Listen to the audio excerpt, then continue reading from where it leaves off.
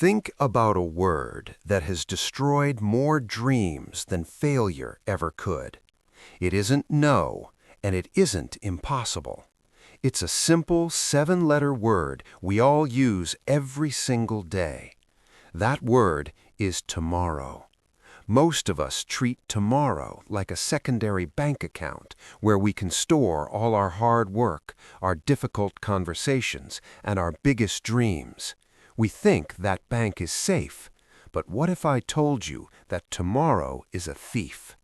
Today, I want to share a story about a man who learned this lesson in the hardest way possible. A lesson that might just change how you look at your watch forever. In a small, quiet town, there lived a man named Elias. Elias was a good man. He was hard-working, kind to his neighbors, and loved by his family. But Elias had a habit. It was a quiet habit, almost invisible, like a shadow that followed him everywhere. He was a tomorrow man.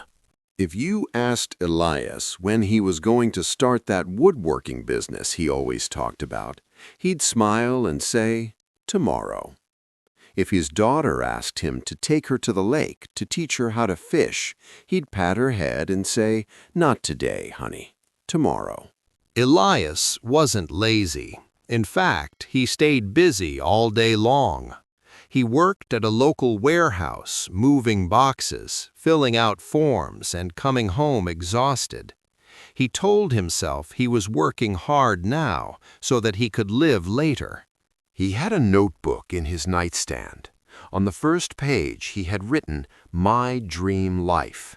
It was filled with sketches of furniture he wanted to build, places he wanted to travel with his wife, Sarah, and books he wanted to read. But that notebook was covered in a thin layer of dust. Every night, before closing his eyes, Elias would look at that notebook and think, "I'm too tired tonight, but tomorrow I will have the energy. Tomorrow, the timing will be perfect." Have you ever felt that way? That feeling that you're just one tomorrow away from finally starting your life? Years began to slip through Elias's fingers like dry sand. His daughter, Maya, grew from a little girl into a young woman. She stopped asking to go to the lake. She stopped asking for his help with her projects. She had learned that tomorrow was just a polite way for her father to say, "Not now." One evening, Sarah, his wife, sat him down at the kitchen table. She held a travel brochure for a small coastal town they had dreamed of visiting since their honeymoon. "Elias," she said softly, "the kids are out of the house. We have the savings. Let's go next week." Elias looked at the brochure, then at his calendar. He saw 100 small tasks, a fence that needed painting, a meeting at the warehouse, a tired feeling in his bones. "Sarah, it looks beautiful," he said, "but next week is too busy. Let's wait until the weather is better. Let's plan for, well, you know." Sarah didn't get angry. She just looked at him with a sad, knowing smile. "Elias," she whispered, "tomorrow is a place that doesn't exist. We only have right now." But Elias didn't listen.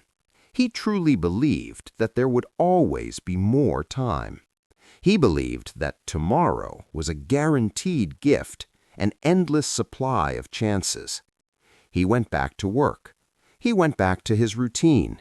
He kept telling himself that once he reached a certain age, once he had a certain amount of money, then and only then would he stop saying that word.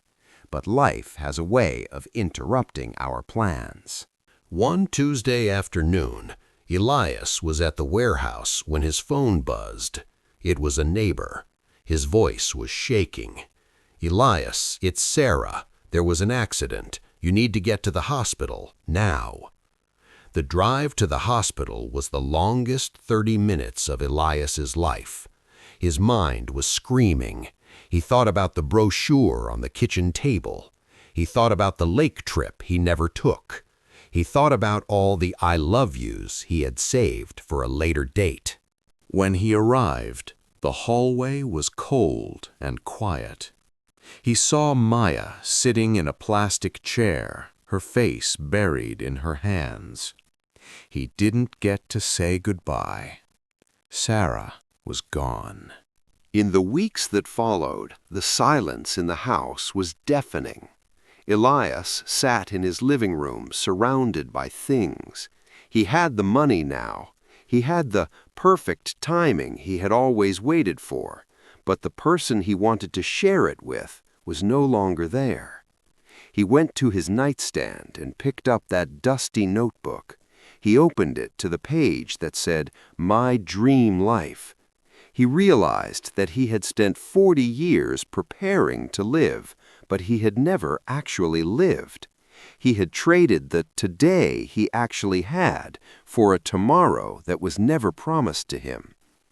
He walked into the garage and saw the wood he had bought 5 years ago to make Sarah a garden bench. It was warped and gray. He had waited for the right day to build it. That day never came. Elias broke down. He realized that tomorrow wasn't a promise of a future. It was a trap that kept him from the present.